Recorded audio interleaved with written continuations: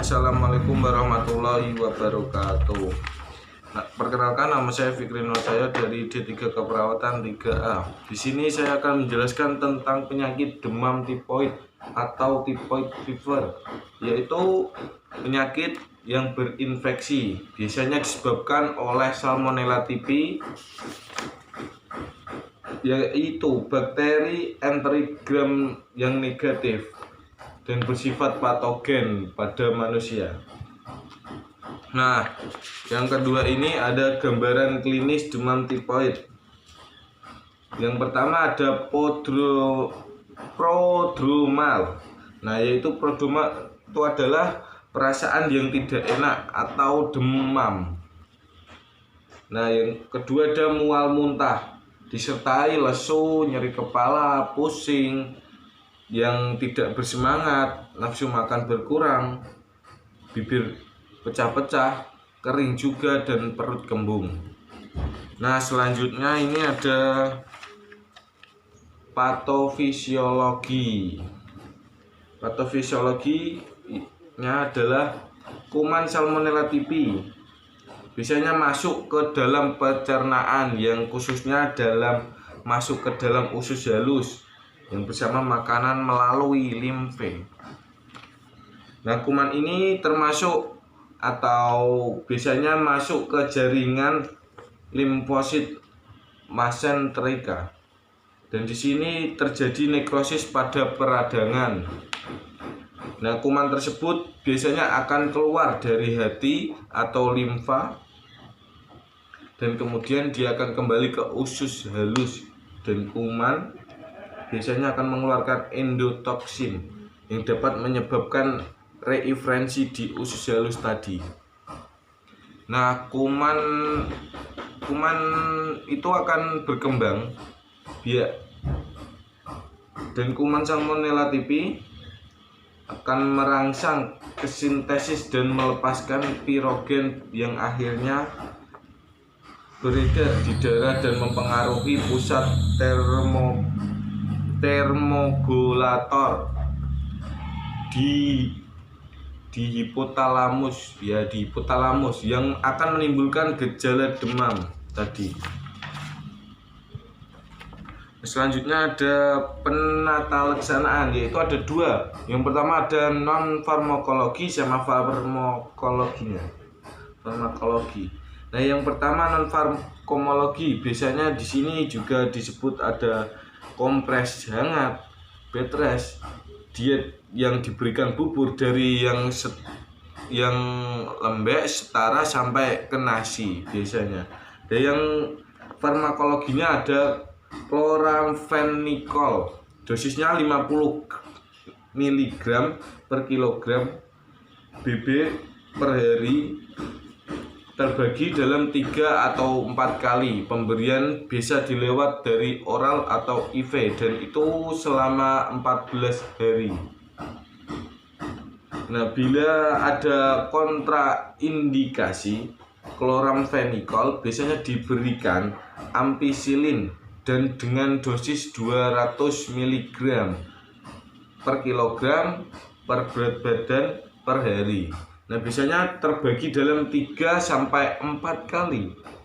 Pemberian intravena saat sebelum minum obat. Nah, selama yang 21 hari, cotrimoxazole dengan dosis TPM 8 mg per kilogram berat badan per hari, terbagi dalam itu 2-3 kali.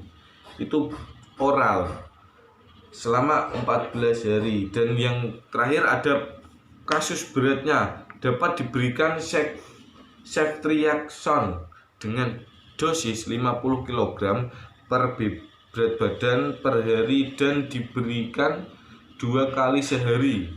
Biasanya itu dosisnya 80 kg per berat badan per hari, sehari-hari. Intravena selama itu lewat injeksi intravena itu selama 5-7 hari. Nah, selanjutnya ada pengkajian. Nah, yang kajian pertama bisa didapatkan riwayat kesehatan dengan cermat, terutama deskripsi keluarga atau tentang keluarga yang ini. Yang kedua ada observasi perilakunya. Yang ketiga, observasi adanya manifestasi demam tipoid seperti suhu tubuh dan kesadaran. Yang keempat, ini ada pemeriksaan fisik terutama bagian mulut, abdomen, hati, dan limfe. Nah, yang terakhir ada pemeriksaan laboratorium. Adanya hasil Salmonella typhi pada pemeriksaan bidal. Dan ini ada diagnosanya yang tercantum, ada 4 di sini. Yang pertama ada hipertermi yang berhubungan dengan penyakit infeksi Salmonella typhi.